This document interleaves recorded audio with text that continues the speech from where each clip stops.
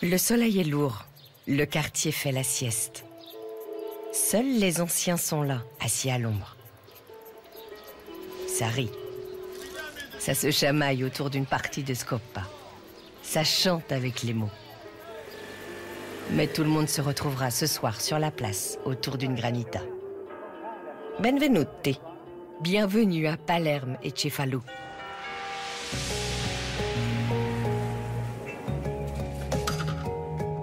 Vous avez des envies d'ailleurs? D'évasion? Bienvenue à bord d'Europe 1 Voyage. Un podcast où chaque épisode est la promesse d'une nouvelle destination. Ensemble, nous allons partir à la découverte de nouveaux horizons, faire de nouvelles rencontres et s'ouvrir aussi à de nouvelles cultures. Je m'appelle Vanessa Za, suivez-moi, je vous emmène en voyage. Europe 1 Voyage. Bonjour et bienvenue dans Europe 1 Voyage. Aujourd'hui, nous prenons la direction de la plus grande île de la Méditerranée. Une île aux 3 pointes, aux 3 façades maritimes, aux 3 chaînes de montagnes, aux 3 volcans. Bref, l'île de la Trinacria. Aujourd'hui, cap sur la Sicile, et plus précisément sur sa capitale, Palerme. Une ville au patrimoine d'une richesse infinie. Notre invitée du jour s'appelle Françoise Gallo. Elle est née en Tunisie, mais d'une famille typiquement sicilienne. Écrivaine et cinéaste, elle a raconté l'histoire de sa famille en mots et en images. Elle connaît parfaitement la Sicile. Son histoire, son patrimoine, sa cuisine aussi. Avec elle, nous évoquerons l'âme sicilienne. Et puis, en quittant Palerme, nous longerons la côte ouest jusqu'à Cefalù, village sicilien typique où nous retrouverons le partenaire de la première saison d'Europe 1 Voyage, le Club Med. Le Club Med est à Cefalù depuis 1957. Mais le resort a bien évolué, tout en conservant l'héritage culturel du lieu et l'incroyable beauté de ce site.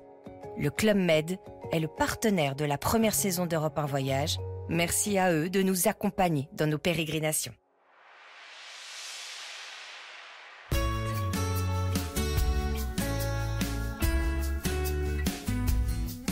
Découvrir Palerme, la capitale de la Sicile, c'est voyager dans l'histoire avec un grand H.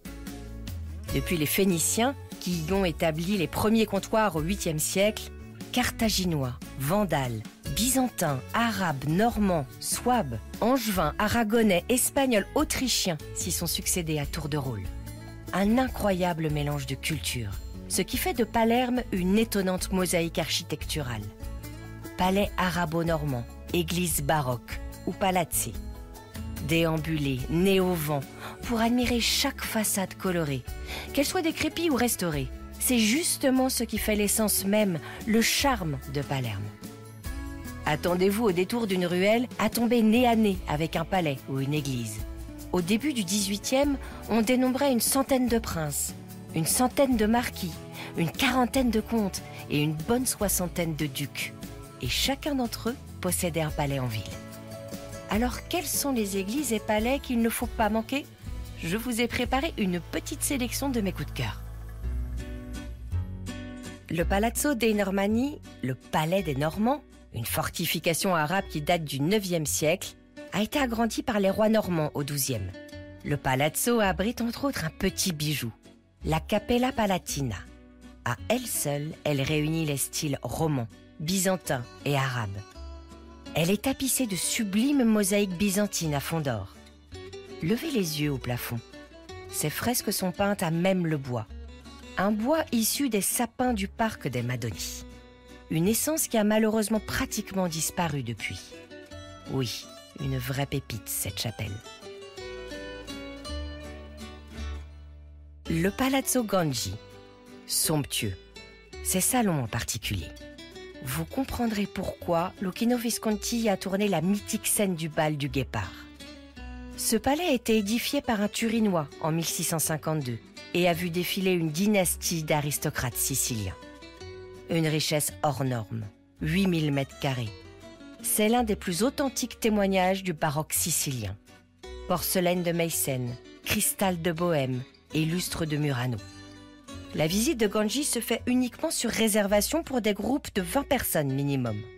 Si jamais vous ne pouvez pas rentrer au palais Ganji, allez voir la salle d'apparat du palais Myrto.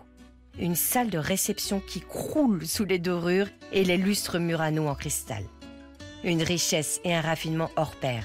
Soie peinte, meubles en écailles de tortue, porcelaine de Mayence au motif d'oiseaux et d'insectes, unique au monde, et un minuscule salon chinois. Le palais Myrto est l'une des rares demeures historiques de Palerme à pouvoir être visitée dans son état d'origine.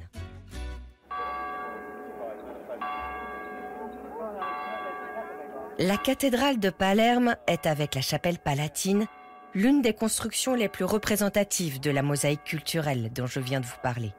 Un mélange de styles normand, arabe, gothique et baroque. La cathédrale abrite les tombes des rois normands, un témoignage de la grandeur passée de la Sicile. Vous serez émerveillés par les petites chapelles richement décorées, les fresques et les mosaïques. Les plus impressionnantes sont les mosaïques sur fond d'or, typiques de l'école de Venise. Elles s'éloignent du pur style byzantin. Fermez les yeux. Imaginez, elles recouvrent 6300 mètres carrés de murs, gigantesques.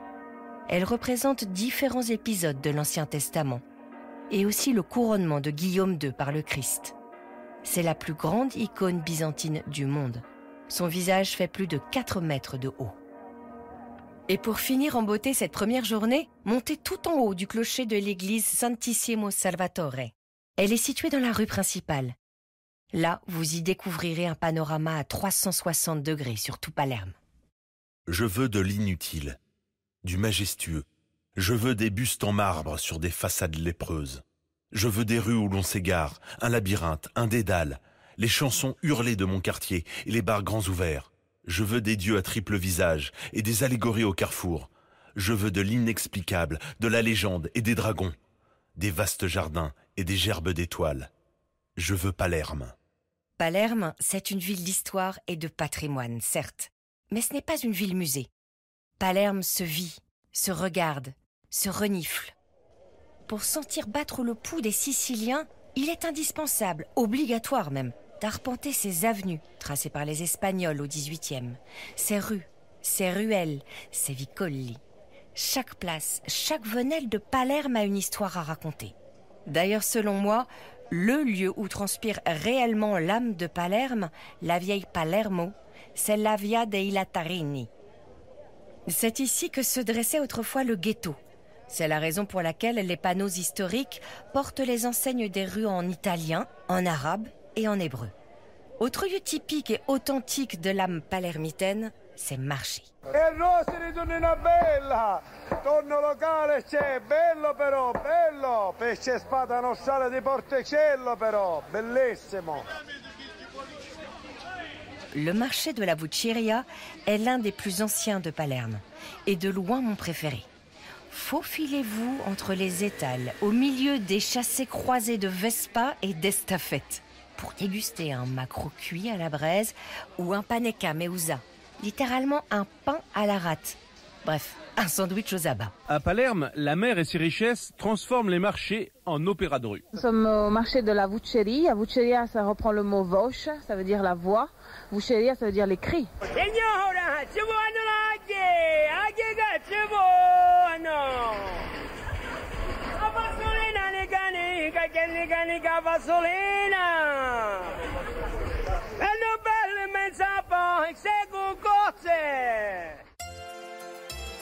Le cœur de Palerme.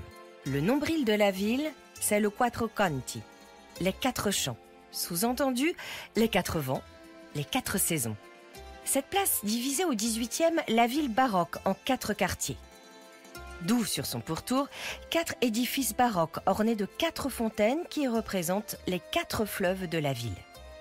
Ces fontaines sont elles-mêmes surmontées de 4 statues représentant Éole, Vénus, Cérès et Bacchus, une allégorie des 4 saisons. Ces statues sont elles-mêmes chapeautées par les bons rois, eux-mêmes coiffés par les saintes patronnes. À Palerme, les fontaines sont emblématiques de la ville. Par exemple, la Fontana della Vergogna, la fontaine de la honte, au centre de la vieille ville. Elle a été surnommée ainsi à cause de la nudité de ces statues.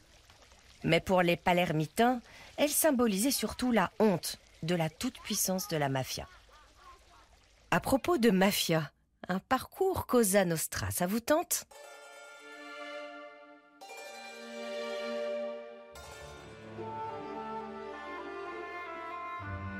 Vous pourrez faire une visite guidée sur l'histoire de la mafia tout en découvrant des sites emblématiques tels que le marché Il Capo ou la Piazza della Memoria, qui est dédiée aux héros de la lutte contre la mafia. Pour l'anecdote, quand vous déambulez le long de la Cassaro, la plus vieille rue de Palerme, repérez les autocollants orange sur les fenêtres. Ils symbolisent le soutien à la campagne « Pago chi non paga », « Je paye qui ne paye pas », et qui met à l'honneur les propriétaires de magasins et les professionnels qui ont dit non à l'intimidation et à l'extorsion. Pour se plonger dans l'ambiance Cosa Nostra, j'ai 2 coups de cœur à vous partager. Le Théâtre Massimo, la plus vaste maison d'opéra d'Italie, devant la Fenice, le Théâtre Regio, l'Opéra de Rome. C'est l'un des plus grands d'Europe. Le Théâtre Massimo est célèbre pour ses représentations d'opéra, mais aussi pour avoir été le lieu de tournage de la grande scène finale du Parrain 3 de Francis Ford Coppola. Et puis allez boire un verre au bar du Grand Hôtel des Palmes, un des hôtels mythiques de Palerme dont l'histoire reste liée à celle de la mafia. C'est ici, en 1957, que Lucky Luciano, considéré aujourd'hui comme le père du crime organisé moderne aux États-Unis, met en place un véritable Yalta du crime. Une réunion entre les mafias italo-américaines et la Cosa Nostra, leur cousine sicilienne, pour organiser le trafic d'héroïne avec l'opium venant de Turquie. Une autre visite thématique pour découvrir Palerme. Partez à la recherche du génie de Palerme. Le génie est l'emblème de la ville, comme l'est aussi Santa Rosalia, la sainte patronne depuis 1624. Il est représenté comme un vieillard assis sur un trône et couronné, avec la barbe divisée en 2 brins. Il est accompagné d'un serpent en train de lui mordre la poitrine. On peut le voir quelquefois surmonté d'un aigle, avec un chien au pied ou encore un sceptre à la main. À vous de partir sur cette race. Des dizaines sont disséminées dans les moindres recoins de la ville. Sinon, vous pouvez aussi vous amuser à voir la Vierge. Elle est partout, nichée à côté d'un tas de poubelles ou cachée dans un buisson. Une dernière idée de visite, si vous aimez avoir la chair de poule. La crypte du couvent des Capucins, dans laquelle de riches palermitains ont souhaité reposer pour l'éternité. Des milliers de squelettes et corps momifiés reposent donc sous l'église des Capucins. Suivons Philippe Googler, qui nous en faisait la visite sur Europe 1. Dans les catacombes de Palerme, il se passe des choses stupéfiantes. J'y suis allé à l'occasion d'un tournage des Trains pas comme les autres, et je suis descendu dans une sorte de crypte. Et là, disposés verticalement le long des murs, sur une longueur qui paraît infinie, des corps comme exposés. Des corps qui, pour certains, semblent me regarder. Il fait sombre, on voit mal les détails. J'avance, mes yeux commencent à s'habituer à l'obscurité. Et autour de moi, oui, il y a bien des squelettes, mais habillés comme s'ils avaient mis leur plus belle tenue pour rejoindre la mort. Ils sont habillés et ils ont pris la pose. L'un fume la pipe, l'autre a les bras croisés en regardant le sol pensivement. Il y a même 2 enfants assis sur une chaise à bascule. Le spectacle est saisissant. Dans ces catacombes, créées initialement pour accueillir les moines défunts, vous y croiserez aussi bien le peintre Velázquez que Rosalia Lombardo, une fillette décédée en 1920. La légende dit qu'elle est si bien conservée qu'elle ouvre et ferme encore ses petits yeux. Si vous le désirez, vous pourrez en découvrir davantage sur les mystérieuses techniques de momification des morts. La Sicile n'a cessé et ne cesse d'inspirer écrivains et réalisateurs. Aussi bien le charme pittoresque de ses villages ensoleillés, l'élégance de ses palais, que la dureté de la vie insulaire ou son histoire politique. Si vous êtes fan de littérature, il existe une route des auteurs. Partez sur les traces des grands écrivains siciliens, sur la Strada degli Scrittori, le tracé de la route nationale 604. Andrea Camilleri, Dino Buzzati, Giolarda Sapienza, Luigi Pirandello, Antonio Russello, Leonardo Sciascia ou encore Giuseppe Tomasi di Lampedusa, prince de Lampedusa et duc de Palma, à qui l'on doit le roman Le Guépard, écrit en 1958 et sublimement mis en image sur grand écran par Visconti. Nous étions les guépards, les lions. Ceux qui nous remplaceront seront les chacals, les hyènes.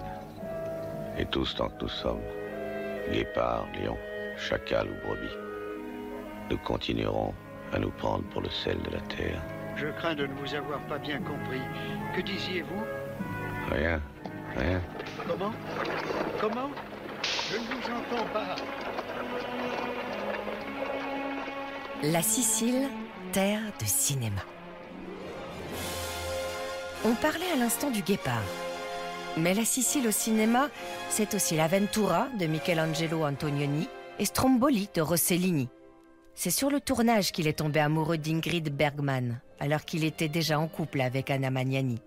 D'ailleurs, prise de rage, Anna Magnani tournera le film Vulcano sur l'île voisine au même moment et hurlera des insultes à l'intention de sa rivale chaque soir au crépuscule à la pointe de l'île.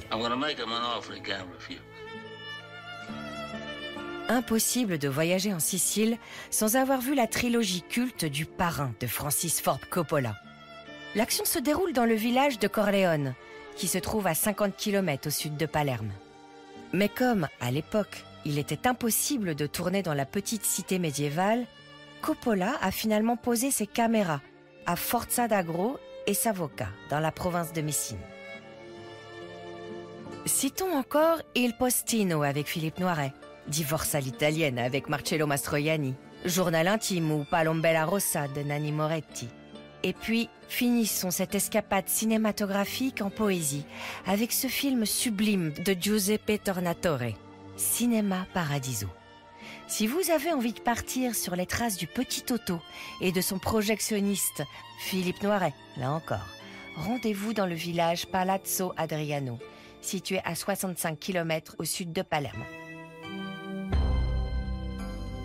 Le français, il est toujours prêt. Et avec les Italiens, ils s'entendent très bien. Il faut la mettre. Je ne peux pas dire cousin, mais on n'est pas loin de l'être. Merci. Votre prénom? Mario. Je suis un Sicilien de Sicile. Je vous attends. Mario, Sicilien pur jus, qui nous attendait sur son île dans une archive Europe 1 de 1994. Et une autre personne nous attend. Elle s'appelle Françoise Gallo. Françoise Gallo est écrivaine et cinéaste. Née dans une famille sicilienne partie vivre en Tunisie, elle a signé en 2006 un film documentaire Sous la même lune qui raconte l'histoire de sa famille. Ce sera aussi le point de départ de son premier roman, La Fortuna, inspiré donc de l'histoire de sa famille, mais aussi de tant d'autres familles qui auront émigré de la Sicile à l'Afrique du Nord. Françoise Gallo a toujours gardé un lien très fort avec l'île, et c'est bien naturel quand on a des racines siciliennes si anciennes. Alors moi je suis d'une famille sicilienne qui remonte pratiquement aux croisades, puisque les Gallo sont ceux qui sont venus de la Gaule et plus spécialement de la Normandie. En Sicile, pendant très longtemps, on a donné aux étrangers, la Sicile est une terre d'étrangers, on a donné des noms d'appartenance de pays, de villes. Et ma famille a vécu très longtemps dans le sud de la Sicile, c'est-à-dire à Agrigento. Donc oui, moi j'y retourne souvent, bien sûr, et puis j'avais fait ce film sur ma famille. Mon but, c'était de raconter, à travers ma famille, l'histoire de toutes ces familles siciliennes émigrées en Tunisie qui ont connu une période de tranquillité, d'expansion et de bonheur. Maintenant, on a bouclé la boucle parce que mon fils s'est installé en Sicile sur l'Etna. Après le Covid, il a changé radicalement de vie. Il était dans le cinéma, il a tout abandonné.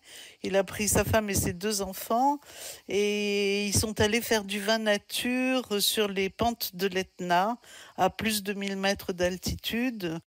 Alors moi, ce que j'aime chez les Siciliens, et qui est parfois un peu leur défaut, c'est qu'ils sont très accueillants. C'est un peu ça l'âme sicilienne, très accueillante, très ouverte. L'autre n'est pas un étranger, l'autre est un bienvenu. Si vous êtes reçu chez quelqu'un, vous êtes reçu avec beaucoup d'effervescence et d'effusion, mais ça reste simple, bon enfant. Et il faut que vous le rendiez de la même façon. Pas de tralala, pas de « je fais mieux que toi, je suis plus que toi ». Ça, le Sicilien ne le supporte pas. On donne simplement, on veut recevoir simplement.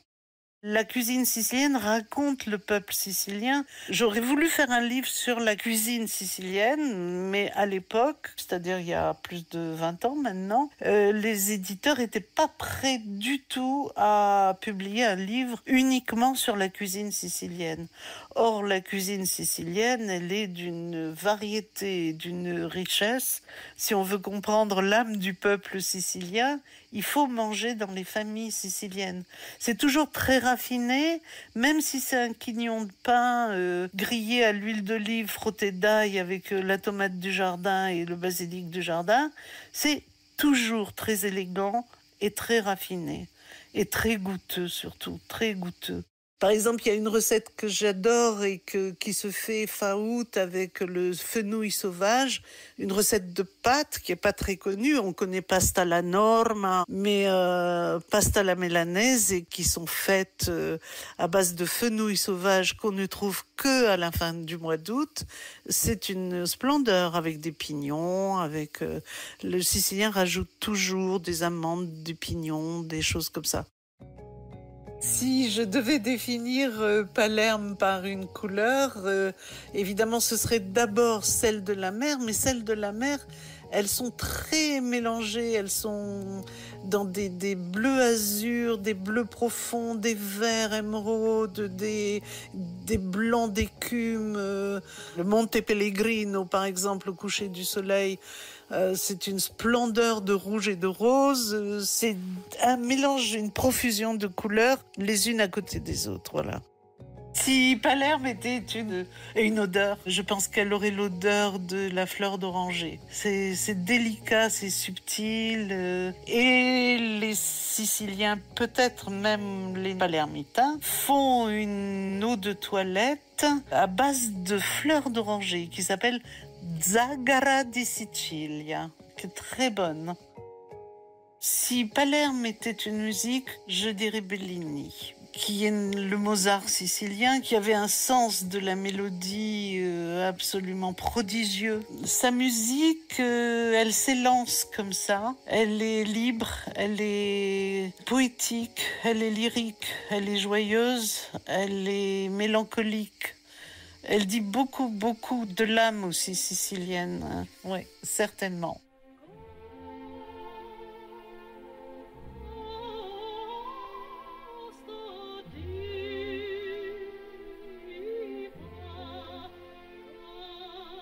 C'est donc sur un air de Norma, l'opéra de Vincenzo Bellini, qu'on prend congé de Françoise Gallo. Merci à elle d'avoir pris le temps de nous raconter sa Sicile. Je vous rappelle qu'elle est l'auteure de nombreux documentaires, dont un portrait de l'écrivain sicilien Leonardo Sciascia, ainsi que de nombreux ouvrages, comme son roman La Fortuna, ou encore le livre de recettes La Méditerranée des saveurs. Allez, retour à notre périple sicilien. Nous avons arpenté la capitale, mais il est temps de quitter Palerme. Direction la mer, direction Cefalù. Mais juste avant, petit détour par le parc des Madoni. Situé à 70 km à l'est de Palerme, ce parc protégé depuis 1989 est le plus riche de la Sicile en termes de biodiversité et aussi l'un des plus riches de toute la Méditerranée. Vous pourrez vous promener dans un bois uniquement composé de houx géants qui atteignent 20 mètres de haut, mais aussi apercevoir l'un des 24 derniers spécimens d'Abies nebrodensis dont je vous parlais tout à l'heure en évoquant le plafond de la Cappella Palatina. Cet épicéa qui ne pousse que dans les Madoni, sur les pentes du mont Scalone.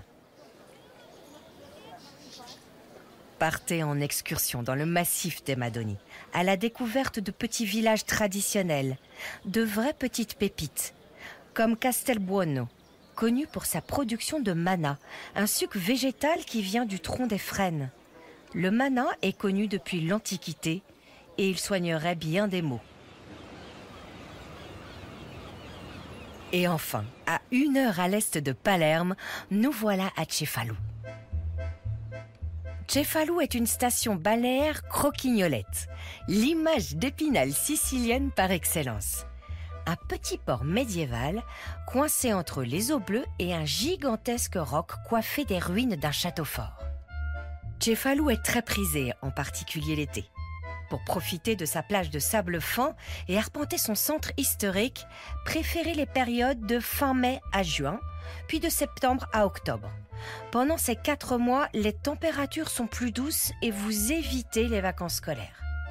Bien entendu, évitez les mois de mars et novembre, l'île est souvent balayée par le sirocco. La cathédrale de Cefalù. À visiter de préférence en fin d'après-midi, lorsque le soleil illumine la façade. Ou même la nuit, elle est joliment éclairée. Cette cathédrale-forteresse est située au pied de la Rocca, une falaise de presque 300 mètres de haut, qui surplombe la ville. Observez justement la roche, un visage semble s'y découper.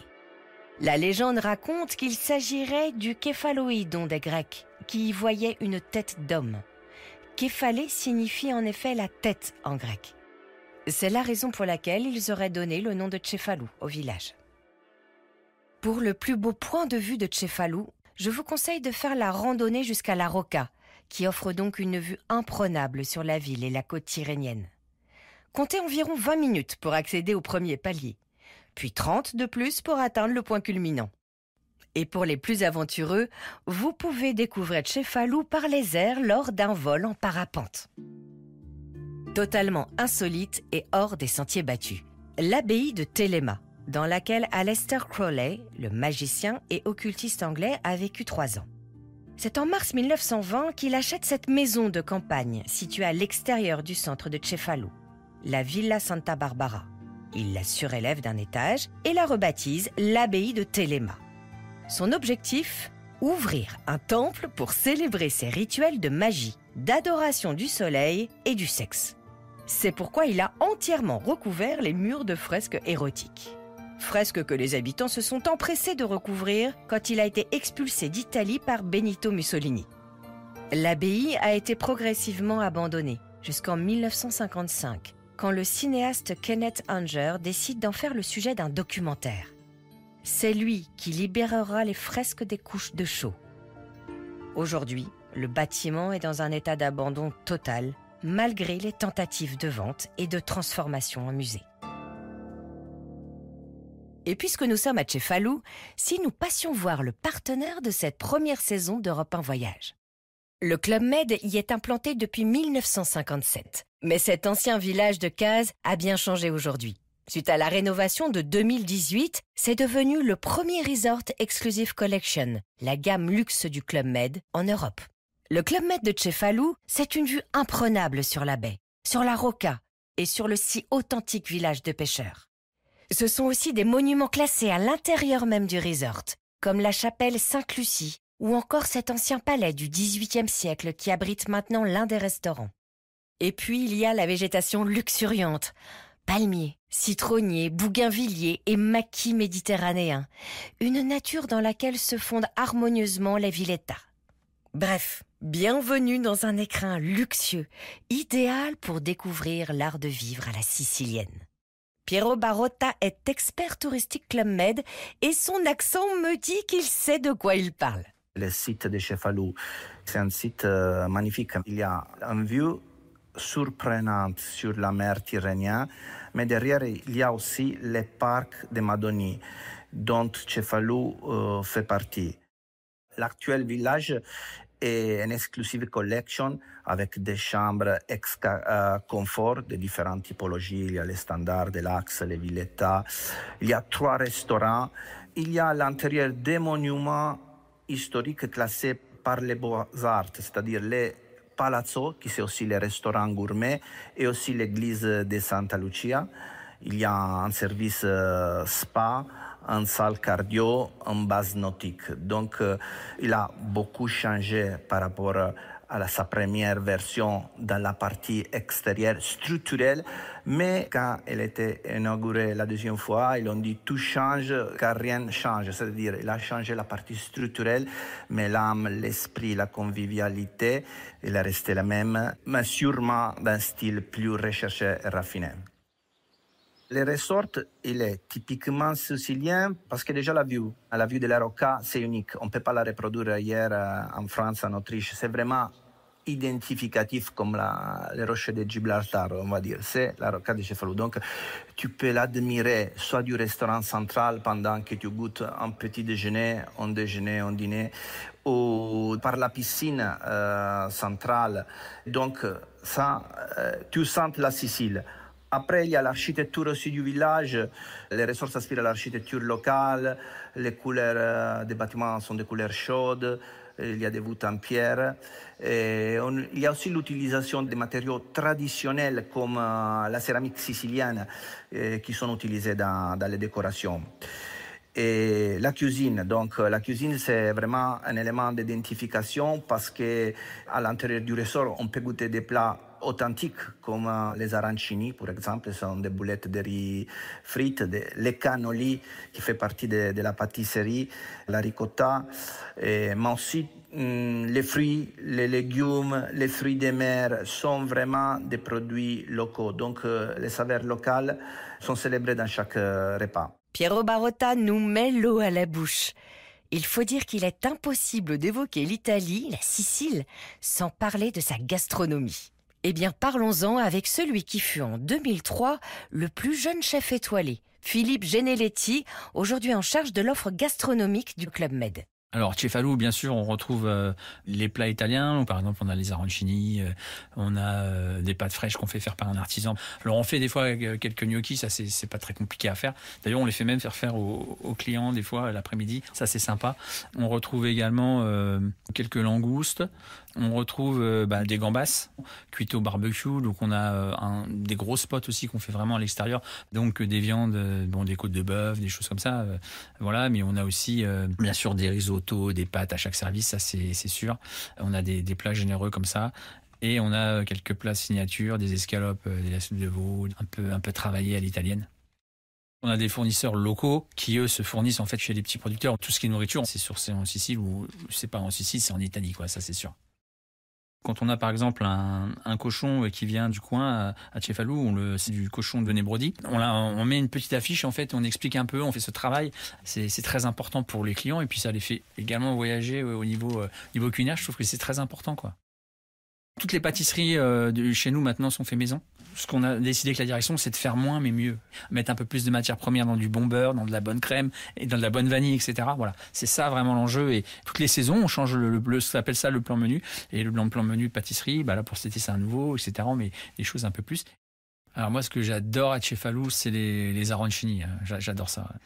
Alors moi, je sais les faire, les arancini, parce que voilà, j'ai un peu de racine italienne, mais en fait, ça n'a pas le même goût là-bas, parce que voilà, on est dans le pays, et puis Cefalù, c'est vraiment un endroit magnifique, avec la mer à perte de vue. On a même un restaurant, donc du coup, un de nos restaurants dans un bâtiment qui est classé comme monument, donc le Palazzo, c'est vraiment splendide, quoi. Je crois qu'au Club Med de Cefalù, il y a tout ce qu'il faut pour assouvir sa gourmandise. D'autant qu'il y a beaucoup d'événements gastronomiques organisés.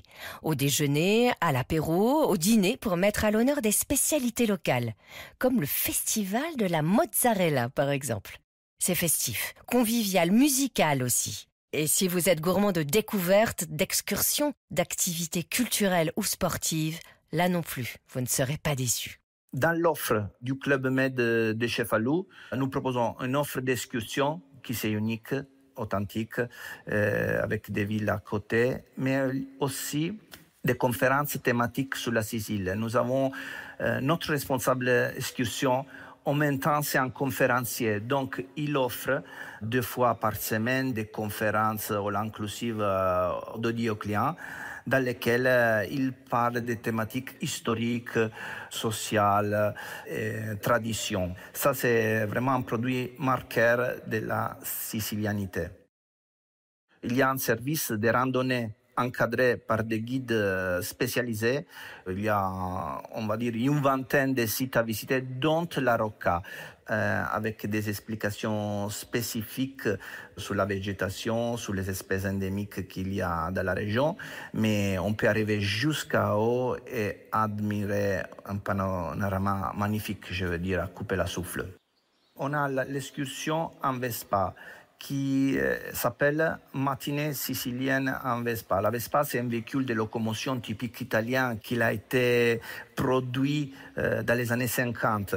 Et avec cette Vespa 125, encadrée par un guide, il y a une excursion jusqu'au bourg de Castelbuono, tout en longeant la côte. Et là, on fait la visite de ce joli bourg qui se trouve à environ 20-25 km de distance du Club Med de Cefalù. Et surtout, on teste un autre produit typique de la gastronomie locale qui c'est le panettone de Castelbuono. Et c'est vraiment un produit très apprécié au niveau national. Et après, on laisse du temps libre et on revient au village en Vespa, toujours encadré. Une excursion en Vespa. Si c'est pas la Sicile, ça. Un dernier mot sur Cefalù et sur le resort du Club Med? Chaque fois que je passe dans ce village, je suis vraiment surpris par la beauté de ce site, comme si c'était la première fois. Par exemple, la sensation de goûter un apéritif en face de la Rocca coucher de soleil, au marché vers la piscine zen à l'aube, me procure un sentiment toujours différent de la fois précédente, car les couleurs de l'horizon, les couleurs des paysages changent constamment. Donc, comme je réfléchis, je dis comme pour paraphraser le titre d'une chanson de Jamiroquai, Traveling Without Moving, c'est un voyage constant, tout en restant au même endroit. Et une découverte constante pour moi chaque fois que j'y vais, parce que je découvre des sensations toujours différentes. Des sensations toujours différentes. Un bonheur toujours réinventé. C'est simple. Quand vous goûtez à Cefalù, et plus largement à la Sicile, vous n'avez plus envie de la quitter. Mais malheureusement, c'est ce qu'il va nous falloir faire, parce qu'il est l'heure de terminer ce voyage. Mais nous y reviendrons. Oh oui, nous y reviendrons. En attendant, ciao, bella Sicilia.